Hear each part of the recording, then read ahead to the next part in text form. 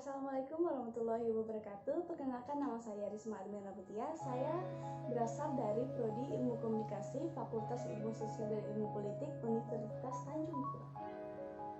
Nah, di sini saya ingin menjelaskan mengenai 25 teori komunikasi menurut para ahli, dan langsung saja kita ke videonya. Teori yang pertama adalah teori komunikasi informatif.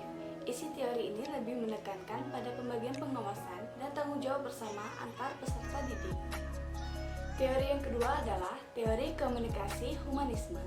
Isi teori ini lebih menekankan pada pembagian pengawasan dan tanggung jawab bersama antar peserta didik, dengan harapan nantinya peserta didik dapat menyesuaikan dalam kehidupan masyarakat. Yang ketiga ada teori penggunaan dan kepuasan. Teori ini dikembangkan oleh Blumer dan Coates pada tahun 1974. Mereka berpendapat bahwa penggunaan media memiliki peran aktif dalam memilih media yang digunakan, sehingga pengguna media dapat dikatakan sebagai pihak utama dalam suatu proses komunikasi.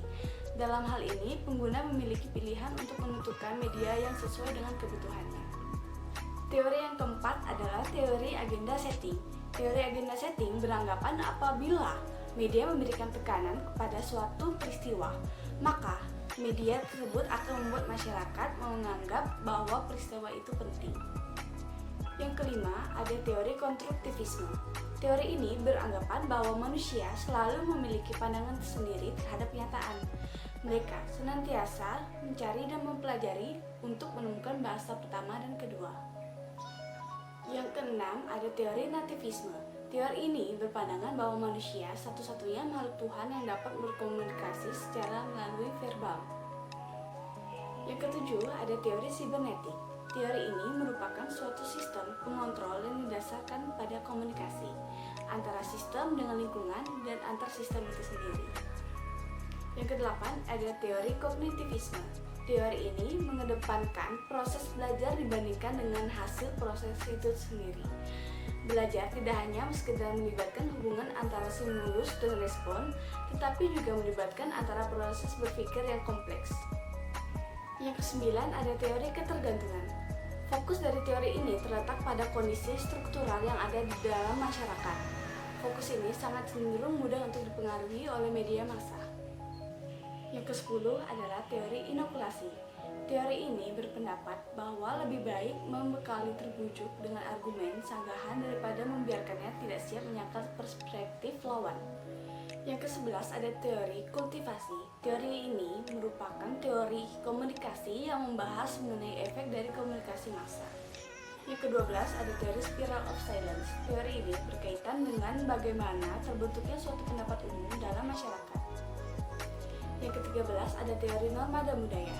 Teori ini beranjak pada suatu pengaruh media massa yang kuat mengenai suatu hal.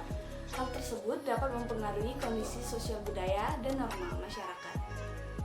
Yang ke-14 adalah teori belajar sosial. Teori ini dicetuskan oleh Bandura pada tahun 1925. Ia mengemukakan bahwa perilaku manusia dalam konteks sebuah interaksi tingkah laku terhadap hubungan timbal balik yang saling berkesinambungan.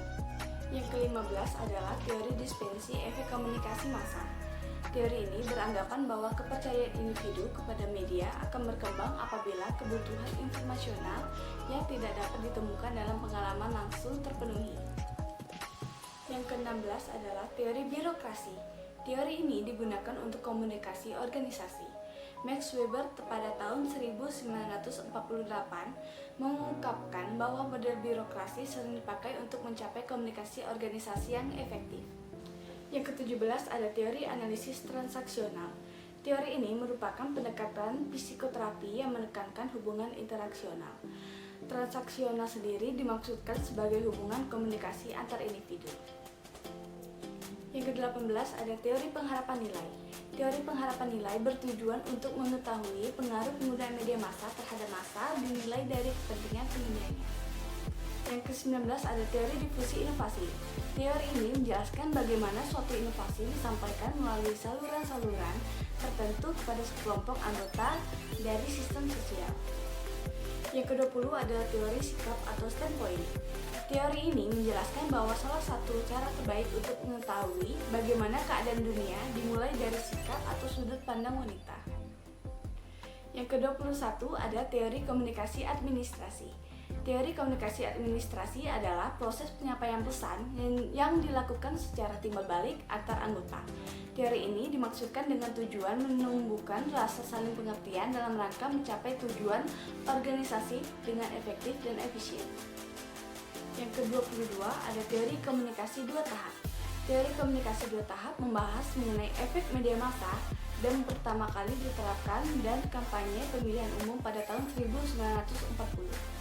Studi ini memiliki asumsi bahwa proses stimulus bekerja dalam menghasilkan efek ke media massa.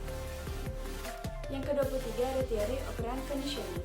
Teori ini pertama kali ditemukan oleh Skinner pada tahun 1904 sampai 1990. Skinner menganggap penghargaan atau motivasi adalah dua faktor terpenting dalam pembelajaran. Tidak hanya itu, Skinner berpendapat bahwa tujuan psikologi dalam komunikasi adalah untuk mengontrol tingkah laku. Yang ke-24 ada teori sistematik behavior. Teori ini mengungkapkan bahwa suatu kebutuhan atau keadaan terdesak oleh motif tujuan. Yang terakhir ada teori trial and error. Menurut teori ini, masing-masing organisme apabila bertemu dengan suatu situasi yang baru akan melakukan beberapa tindakan yang bersifat coba-coba secara terus-menerus. Nah, sekian penjelasan mengenai 25 teori komunikasi menurut para ahli yang telah saya jelaskan. Mohon maaf jika ada salah kata. Sekian dan terima kasih.